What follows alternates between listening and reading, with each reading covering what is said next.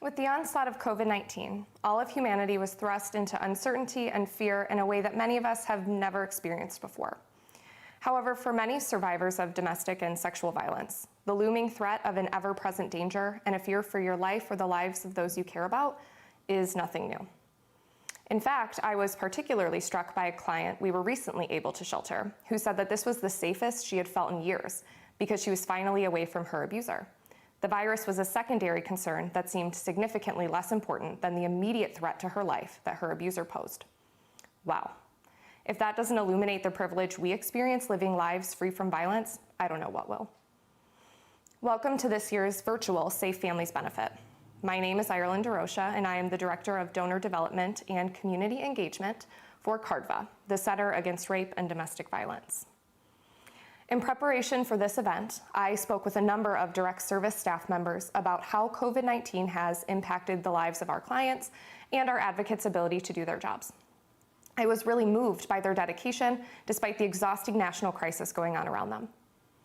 One advocate in particular said, "We will find a way to say yes to our clients." And that right there tells you all you need to know about CARDV staff. Another CARDV advocate emphasized the importance of their role as a support person for survivors who often have no one else. She described herself as a resource that our clients can always rely on. Dependable, generous, resilient, that is our agency, our staff, and our clients.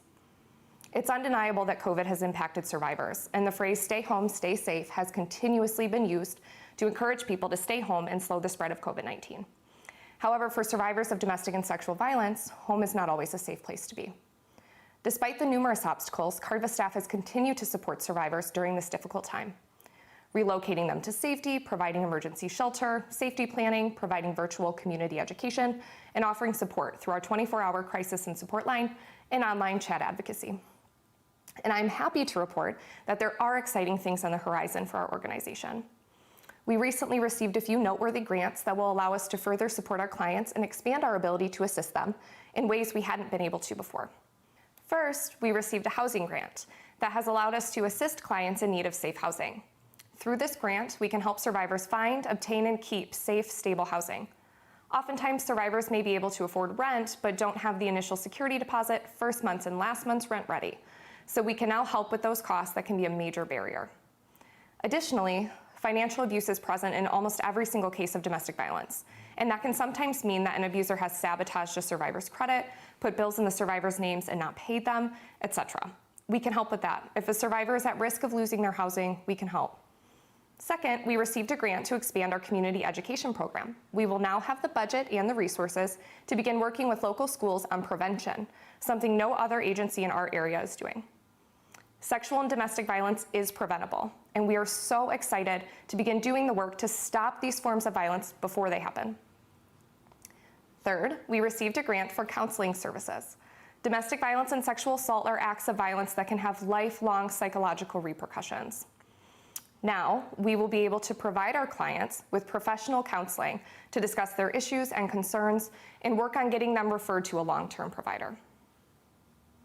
There is no doubt that now is an especially difficult time for our community and our clients alike. But like the strong clients we serve, CARDV staff is resilient. We know that we are a vital resource in our community, and we're here to stay. Thank you for helping us make that happen. Speaking to our services and our impact in the community, we have Alicia joining us to talk about her experiences as a survivor and a CARDV client. And her speech will be followed by a short video showing. Thank you.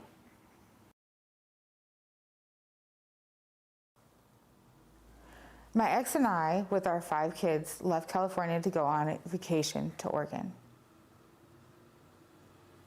Looking back now, I think this plan was to isolate us and make it so we had nowhere to go because we had no family or friends out here. Due to him not allowing us to go back home, we ended up becoming homeless and living in our truck. It was cold, we were hungry and dirty, and we had no clothes. The last night, I felt afraid and alone. He kept telling me he was going to kill me. I really thought I was going to die. I repeatedly honked the horn in the parking lot, and finally someone called the police. The officer asked me if my ex had hit me and caused my eye to be swollen shut.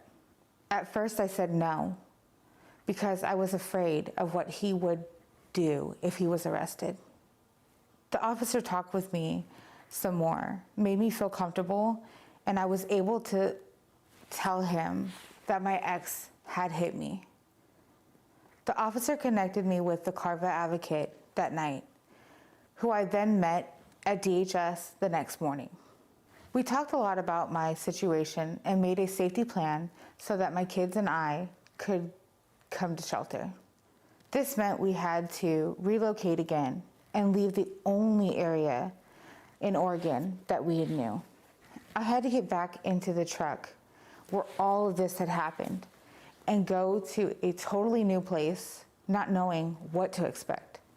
In shelter, we pushed all the beds together and shared one room because we were scared and needed each other. We needed to be close for a long time after everything had happened to us. I kept my bags packed for the whole time that we were there in case we need to leave at a moment's notice. I jumped at every noise, and every time the motion light came on, I thought he had found us. I was regularly filled with and confused by intense emotions of both hate and love towards the man who caused so much damage to our family. CARDV gave us a safe home when we had nothing. I started to rebuild our lives while in shelter, focusing on much needed services for us. I was able to get the kids new supplies and clothing and settled into school. My children expressed trauma in very different ways. One of my kids was having seizures, one had late potty training issues, and one developed a very bad anxiety and often had very bad nightmares. They had anger outbursts that were hard to manage on my own in shelter. The kids all started therapy to be able to talk about what they had seen while I had to focus on court in the process. Having an advocate there to help me with paperwork and support me through the process made all the difference. I relied on advocates to help support me through the hard times. When the kids or I were having a breakdown, they were often right by my side or only a phone call away. They reassured me that I was doing the right thing and being very strong. They also helped me understand that outbursts from kids were normal, especially after abuse. They helped me to process my range of emotions about my ex. I had a lot of injuries caused by my ex, and there isn't a day I don't wake up in pain. Through CARDV, I was able to see a specialist to fix my teeth and jaw, and also get a referral for facial reconstructive surgery. I still have a lot of injuries and healing that I am working on now. Going back to work was a big step. I recently was promoted and have my own place with my family. We are all working together through the trauma, and because of it, our relationship has gotten a lot better. Another referral CARDV made was to a local law firm to file for divorce and child custody. The lawyer and I put in extra precautions for our safety now that my ex is out of jail. CARDV empowered me to build a foundation of safety and stability. I still receive resources from CARDV and have participated in their holiday program. Yes, I am a survivor, and I am surviving each and every day.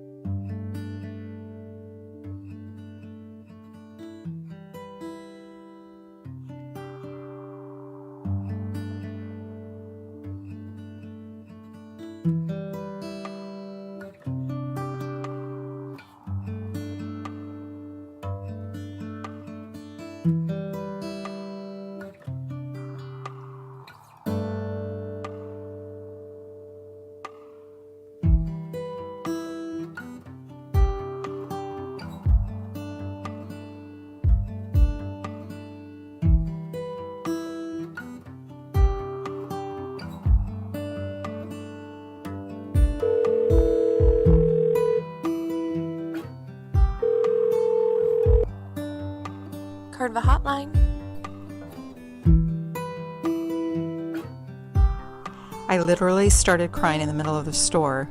I had a prepaid phone that my husband completely controlled before I moved into the shelter. So when you brought me to get a new phone of my own, I just broke down. This small thing made me realize that it was really happening. I was finally getting my independence back. Before you guys helped me get back to my family in Montana, I hadn't seen my kids in almost 6 years. It took a while for me to accept that I had been a victim of sex trafficking because of what happened to me didn't sound like the stories you see online or in movies. But you helped me understand what happened and that it wasn't my fault. Thank you for helping me get out of the situation I was in and get back to my family. I actually got to meet my grandbaby for the first time. Thank you.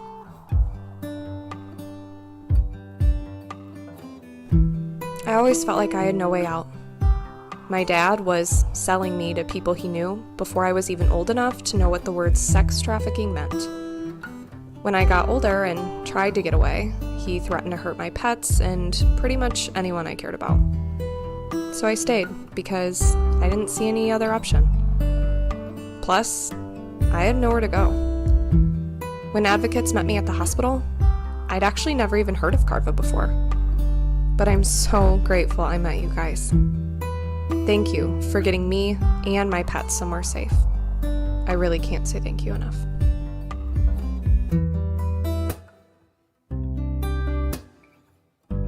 En México decimos el valiente es valiente hasta que el débil se levanta. Mi enamorado usaba mi estatus migratorio y mis hijos contra mí, y yo tenía miedo de perder todo lo que era importante para mí. Mi compañera de trabajo sugirió que llamara a CARDV para ver si había algo que me podía ayudar. CARDV estuvo ahí para ayudarme a entender mis derechos legales, para protegerme de mi abusador y mi estatus migratorio. Gracias por ayudarme a levantarme. In Mexico, we say the strong one can only stay strong until the weaker one rises up. My boyfriend would try to use my immigration status and my children against me, and I was so afraid of losing everything I cared about. My coworker suggested I call CARDV to see if there was anything I could do to get help. CARDV was there to help me understand my legal rights and protecting myself from my abuser and my immigration status. Thank you for helping me rise up.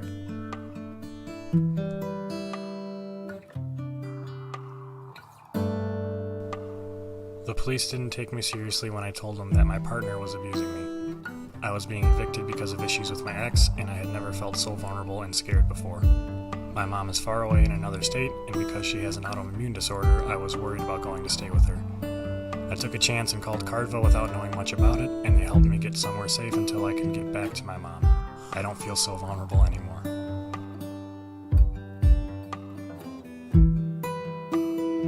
My boyfriend never let me have friends. There were times my friends wanted to meet for lunch or coffee and I couldn't go because he wouldn't let me. He told me I shouldn't need anyone but him. Eventually, I wasn't even allowed to call my friends or even my family. I felt completely alone. One day while he was at work, I tried calling CARDV's hotline. Speaking with an advocate was the first time in a while where I had made a decision for myself that wasn't controlled by my boyfriend. I'm so glad I made that call. Now I'm working on getting back to being the cheerful, social person I used to be. I didn't realize how much I missed having friends, but now I'm remembering how good it feels to have people in your life who support you.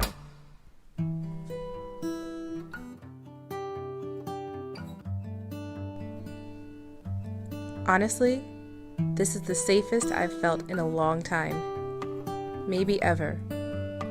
I know there's a global pandemic going on, and I should feel scared, but I don't. It's been the farthest thing from my mind. I am just so happy to be away from my husband.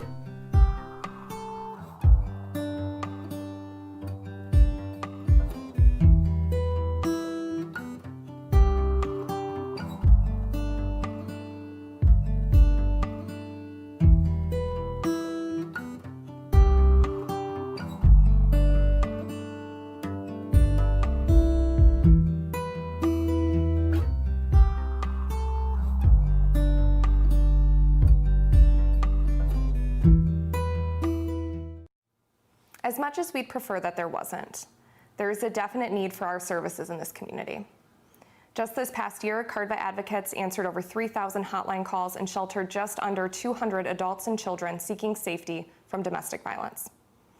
I think sometimes hearing real numbers helps put things in perspective, so I'm going to give you all a little insight into the cost of keeping survivors and their children safe. In the last fiscal year, we spent $17,826.24 on client assistance mileage, which equates to about 31,000 miles our staff drove to help support survivors in this community.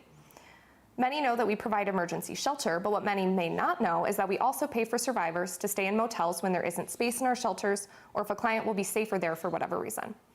Last fiscal year, we spent $18,021.99 on motel stays for clients. And if you think that sounds like a lot, COVID-19 and the recent wildfires have exponentially increased our clients' need for safe housing. In this fiscal year to date, so just over the last 3 months, we've already spent $23,634.90 on motel stays. That's almost $6,000 more than we spent in the entirety of last year. In direct client assistance, we spent $35,760.13, meaning food, clothing, relocation assistance, safe housing assistance, and other similar expenses. Almost $36,000. In just the last 3 months, we've already spent just under $32,000. For our clients, our help is priceless. But as an agency, we know that providing safety and support is expensive. One of our top priorities is accessibility, and so our services will always be free for the survivors we serve. As our advocate stated, we will find a way to say yes to our clients. Help us say yes. Help us show survivors that homes can be safe, that communities can be supportive, and that there are people who care and resources that are available. When you give to CARDV, you are directly making a difference in this community.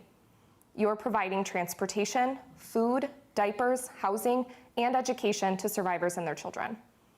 In the midst of a national crisis like the COVID-19 pandemic, you may feel powerless. But today, you have the opportunity to help provide life-saving resources to survivors in your community. And I think that's pretty powerful.